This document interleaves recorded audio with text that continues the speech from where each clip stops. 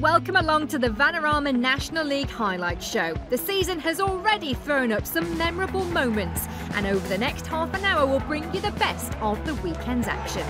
Coming up this week, ALDERSHOT's unbeaten run comes to an end at the hands of BARROW Wood. Super SUTTON leave it late against Chester to take top spot. And managerless TORQUAY hit rock bottom. There may have been no better time for BARROW Wood to welcome high-flying ALDERSHOT. The visitors' winning streak had come to an end in midweek, whilst Luke Garrard's team had won their 2 games coming into this one. The home side certainly came flying out of the traps, and after several warnings, it was BARROW Wood who were the first to register. Bruno Andrade reacting to a quick free kick, the striker's 4th goal in 4 games. ALDERSHOT were on the ropes, and on 40 minutes they were 2-0 down. Andrade's free kick deflecting off Sean Jeffers and into the corner of the net. The game promised goals, with the 2 leading scorers going head-to-head. Will de Havilland almost half the deficit, but was denied by the bar. Some strong words perhaps from Gary Waddick at half-time, and the visitors came out fighting. Not known for his goals, Shea Alexander responded shortly after the restart with a spectacular strike to bring the league leaders back into the game. But it didn't spark the revival they needed, and BARROW Wood continued their attack. Ricky Shakes again testing keeper Jake Cole. The ALDERSHOT stopper had the post to thank for the next one, with Andrade rattling his shot against the upright. Cole then raced to the other end in search of an equaliser, but a final effort came to nothing. The home side celebrated as ALDERSHOT succumbed to only their 2nd defeat in 26 league games. Waddick spoke to Jeff Brazier afterwards. We said before the game this was going to be your biggest test potentially this season. It definitely proved to be the case. What do you learn from today? What do you take away from it constructively? Obviously it's very early, directly after a game, but we obviously need to do much better than what we showed today. But the players have done well up to this point. It's a long, hard season, and you're not going to get everything go your way, but today it didn't. That's some of the best football I've seen us play, and I felt that we caused them a hell of a problems, especially a team that looked to dominate the ball, looked to try and assert their authority on the game, and I thought 0-45 they were second best all over the park. He changed it, 2 personnel come in, enhanced their play, but I felt that the experience, the understanding, our game management was up there. The Lookers Vauxhall Stadium hosted 2 clubs with unbeaten starts to this season's National League. In their last 2 meetings in England's 5th tier, Chester and Sutton United treated us to 11 goals. On Tuesday, the visitors beat Macclesfield with an 86th minute winner. It took only 5 minutes this time for Sutton to score, Ross Lafayette setting up Louis John for his first at this level.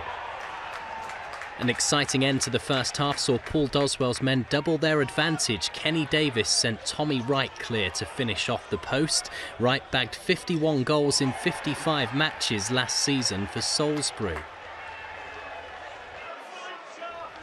Chester were determined not to be in at the break 2 down. An opportunity was spotted by Craig Marn, who expertly curled past Jamie Butler. Not a bad way to score for the first time since October.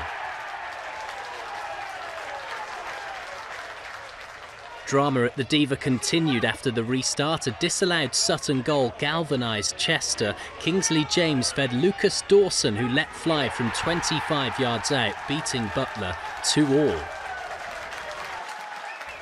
But past 90 minutes, Sutton were going for another late winner. 2 of Doswell's subs combined as Moses Emmanuel fed Kieran Cadogan, who chipped Connor Mitchell.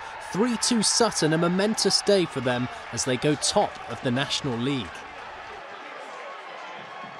We've got some good players, and we can mix. We haven't got just a plan A; they've got a plan B and C. And I thought that's what you saw today. We went 4-3-3 at the end to stop their fullbacks, but also knowing that we might just get a bit of joy.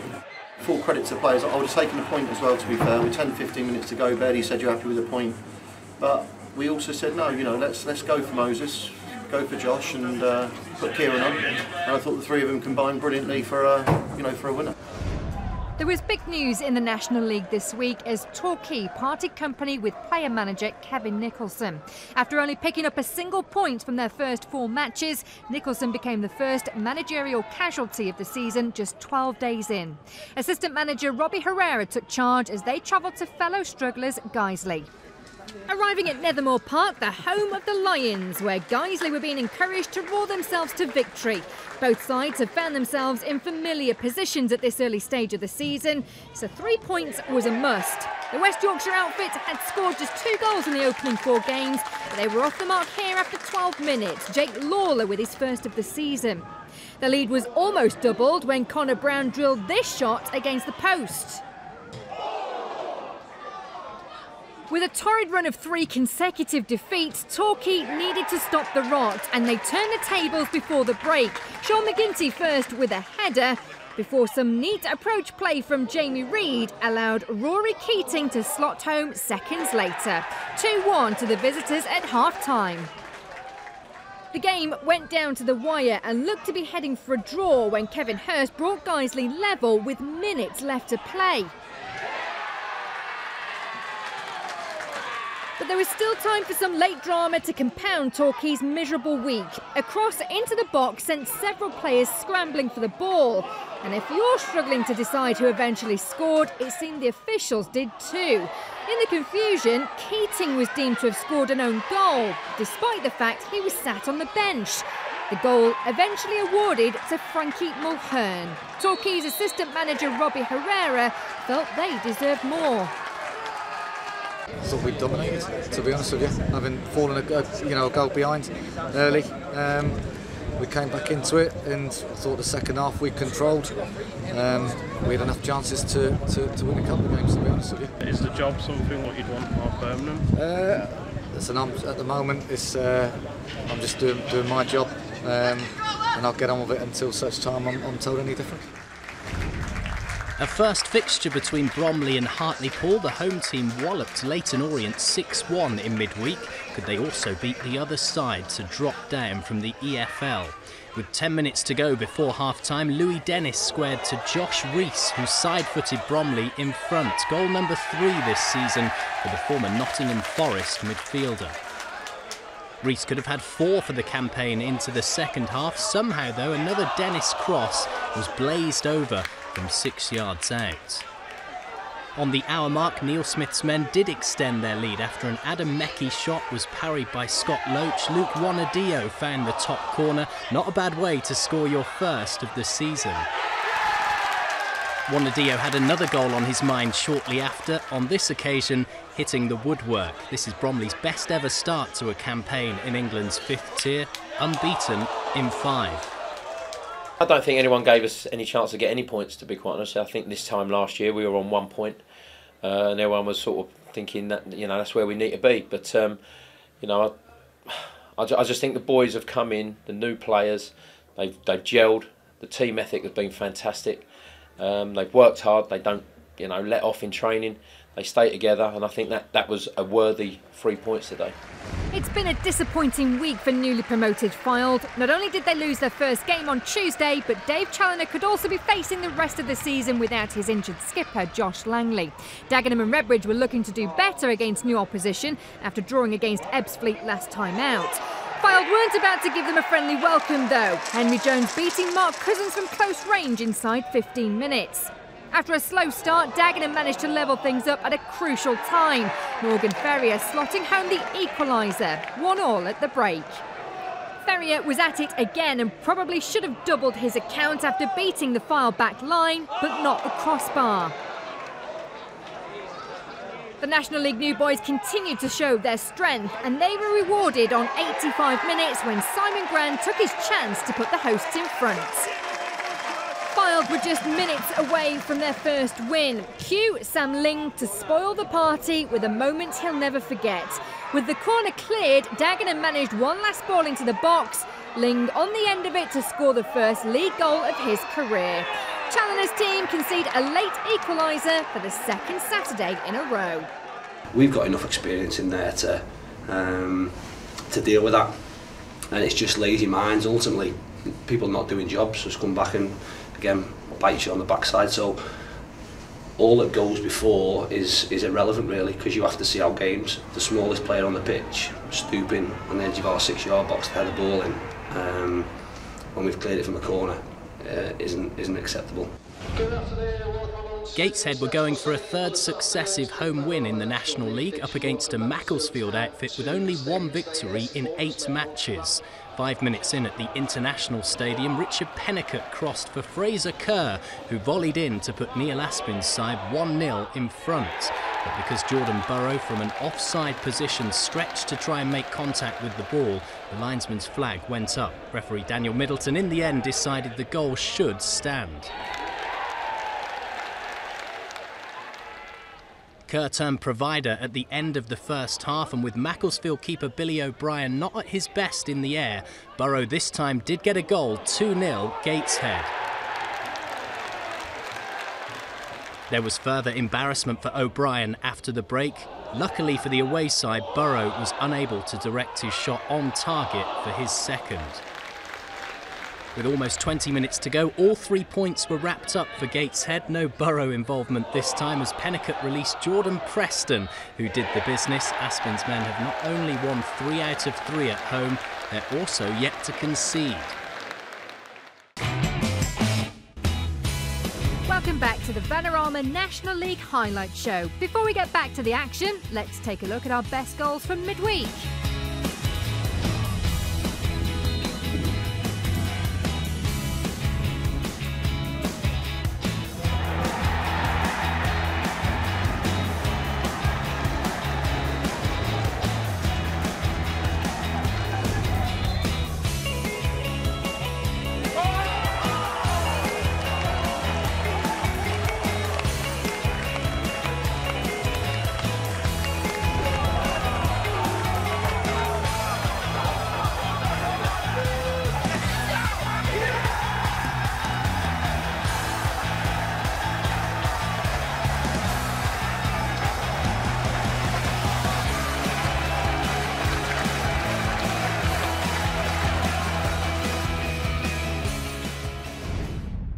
To the Crabble next, where Dover had started their 4th season in the National League brightly, with 9 points out of 12. They welcomed Barrow, who are making the unenviable 736-mile round trip. Both had to be patient in a frustrating first half, with only one real opportunity falling to Thierry Odell. A fine run, but his final effort palmed away by Mitch Walker. The deadlock was eventually broken on 51 minutes, courtesy of Jordan White. At 6'4", the towering striker rose highest to Dan Jones's cross to head in his 3rd goal of the season. Chris Kinnear's side were pressing, and their persistence finally paid off almost 20 minutes later when Ryan Bird headed in the equaliser. There was late drama for both these sides in midweek, but there wasn't to be any here. Honours even at the final whistle. Coming into the game, we had 13 outfield players, couldn't even fill a bench. I think you come to a place like this, Chris has got them well drilled. It's always a hard place to come. It's a learning curve for us. We've got a lot of young players, a lot of new players, but they're superb. They're working really, really hard and showing a great appetite for the game. What we need now, we need some of our players that were injured back, and just to give the ones that are working hard that little bit of help now. It's a point against Barrow. I suppose they look to be up there. They'll be very disappointed if they're not up there at the end. Big strong side, so I can't knock our players. 10 points after 5 games. It's not a bad start with a restructured side. A clash at Leyton Community Stadium between 2 teams with the same record this season, 2 wins, 2 losses. One of Leyton Orient's defeats was a 6-1 thrashing in midweek at Bromley. Woking pressure in the first half almost led to an opener as Anthony Limbrick's men went for 3 wins in a row at home. That task was to be made much harder 5 minutes into the second half. Defender Jake Caprice's terrific energy and delivery found Macaulay Bonne 1-0 to one of the National League's new boys. Bonne had a loan spell with Woking last season, failing to score in 7 matches. The home fans would have been rather annoyed then with his run from almost halfway to bag a second, a little redemption for the O's after their Bromley battering. We didn't start the game very well. We didn't pass the ball as what we would have liked, and we've probably set the standards quite high, I'd say, at home with some of the football that we've played and the results that we've got. And yeah, today we didn't make it as good as what we have done in the last 2 games. The Silver Lake Stadium was the venue for the mid-table clash between last season's playoff finalist Tranmere and Richard Hill's Eastleigh. The form card for both sides read 1 win, 1 defeat and 2 draws, with both looking for their first win in 3. Mickey Mellon had urged his side to be more clinical, and they almost went ahead through Connor Jennings, who was only denied by the woodwork in a tight first half. Tranmere came close again after the break. James Norwood beating the offside trap, but missing a golden opportunity by inches. And it was a chance they would be punished for. Ben Williamson firing home from the tightest of angles 4 minutes later to give Eastleigh the advantage. The hosts showed composure and doubled their lead on 79 minutes. Sam Matthews providing the cross for fellow substitute Craig McAllister, who sealed the victory. 3 points puts Eastleigh in the top half of the table, in contrast to Tranmere, who slipped to their lowest ever position. Plus one, it's not been a good start of the season. We haven't picked up the points that we believe we should have done. We're disappointed about that. Are you going to look to bring in any more players? No, I've got no budget left, so I keep telling everybody that. That's not how it works. We have to try and improve the players that we have, improve the mentality of the players that we have, and keep trying to move the thing forward. Someone making a name for himself in the National League is Maidenhead's Dave Tarpey. After scoring twice in front of the BT Sport cameras last weekend, the 28-year-old followed it up with another 4 in midweek, taking his tally to 7 for the season. There's firm interest from the Football League in Tarpey, who's always been among the goals in his career in the lower leagues.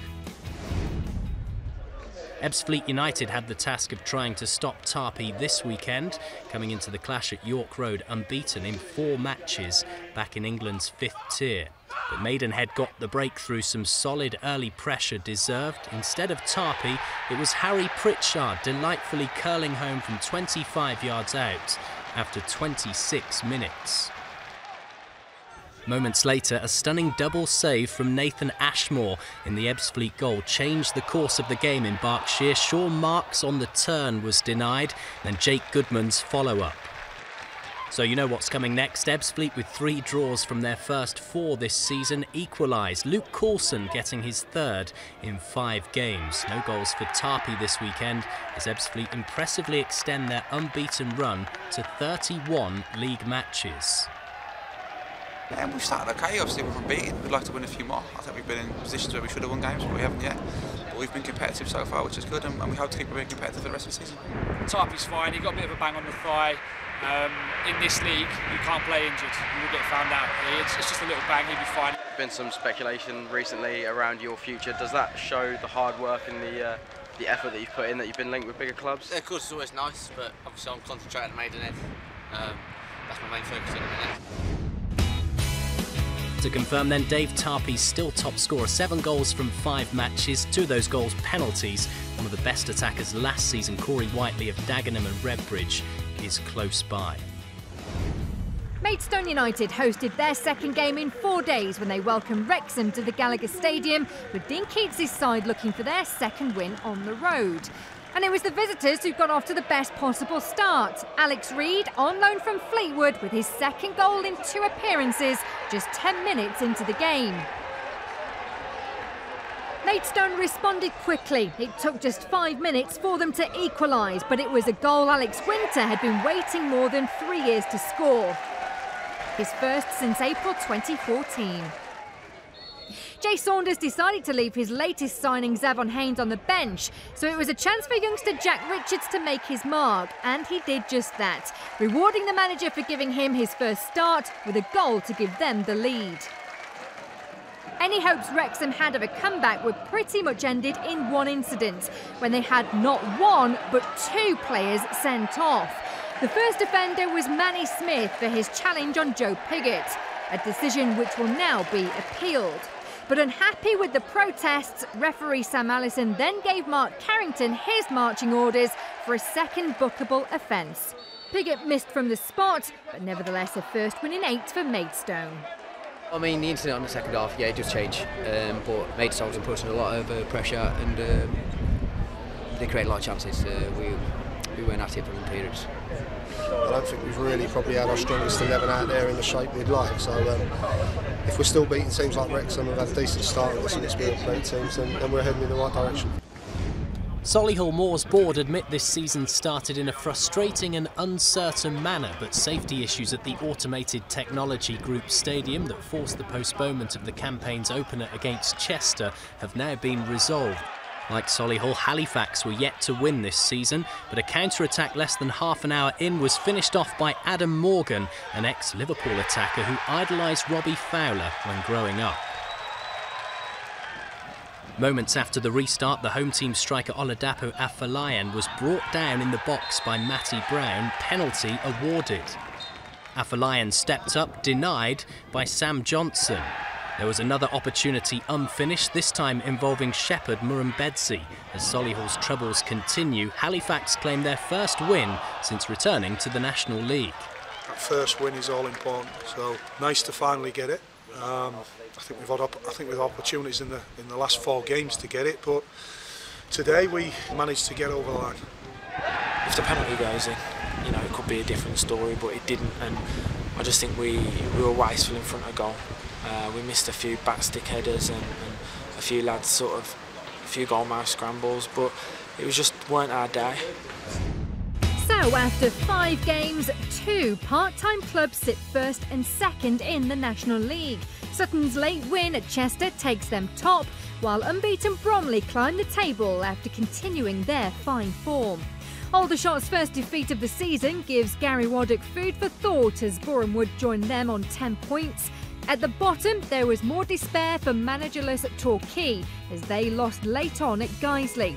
The table also doesn't make great reading for Hartlepool and Tranmere fans. Hartlepool is still yet to win this season, while Tranmere have scored just once in their 5 matches so far and are in their lowest position since becoming a Football League club in 1921.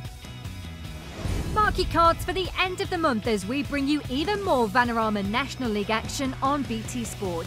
Join us at the Shay on Saturday as Halifax Town face Guiseley from midday. Then on Bank Holiday Monday, we're at newcomers AFC Fylde as they welcome Paul Cox's Barrow to Mill Farm. Both of those are on BT Sport 1 and on our 4K UHD channel. And kicking off September in style, we head to last season's playoff finalist Tranmere Rovers for a tea-time kick-off against Dover Athletic. That one exclusively live on BT Sport 2. That's it for another week of Vanarama National League action. It was a week where 2 late goals stole the headlines. Agony for Torquay United, but ecstasy for Sutton United. We'll see you again soon.